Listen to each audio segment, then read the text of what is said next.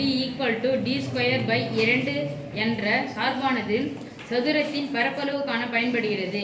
இங்கு d என்பது சதுரத்தின் மூலைவிட்ட அளவு எனில் first one 11 அலகுகள் மூலைவிட்ட அளவு கொண்ட சதுரத்தின் d என்பது நான் சொல்லிட்டாங்க மூலைவிட்டம்.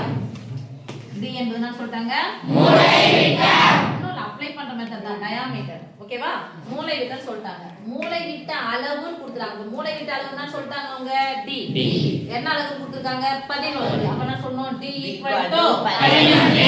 அடுத்த செகண்ட் ஒன் படிச்சாங்க.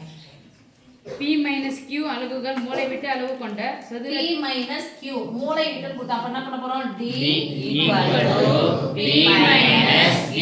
அடுத்து third one d square அலகுகள்.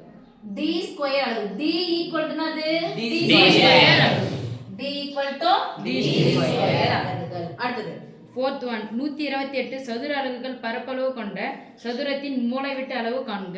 மூலைவிட்டம் கேக்குறாங்க. d equal to what னு கேக்குறாங்க. ஆனா என்ன கொடுத்துட்டாங்க நமக்கு சதுரத்தின் பரப்பளவு. சதுரத்தின் பரப்பளவு தான் என்ன கொடுத்துட்டாங்க f of d.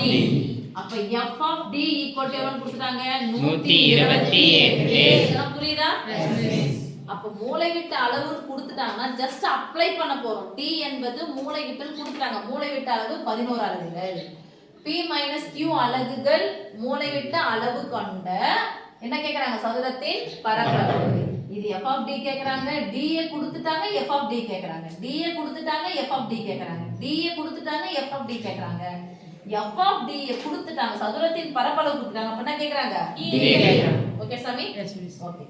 இப்போ இத எடுத்து அப்ளை பண்ணா d equal to 11.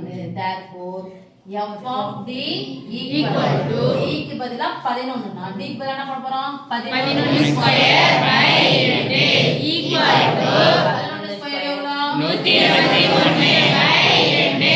பரப்பளவு என்ன வரும் நமக்கு சதுர அலகுகள் வரணும் இல்லையா?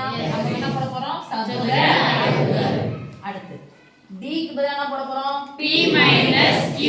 எனவே f of d equal to d க்கு பதிலா p minus q the whole square by 2. ஓகேவா? மிஸ் இத பிரிச்சு போடணும் அவசியம் இருக்கானா பிரிச்சு போட்டா போடுங்க. இல்ல அப்படியே விட்டாலும் பரவாயில்லை. நான் எழுத போறோம் சதுர அலகுகள் r.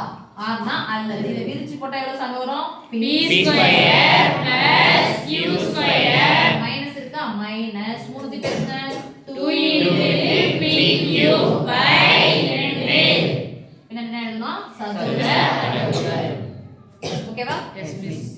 d equal to d square. so f of d equal to d க்கு பதிலா d square போடு.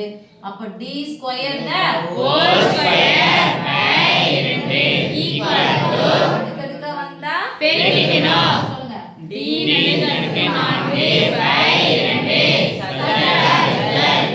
ஓகே? Yes miss. இப்போ f of d 128 கொடுத்துட்டாங்க. கமா போட்டுக்கலாமா? Yes miss. சொல்லுங்க f of d என்னது 128 equal to d square by 2.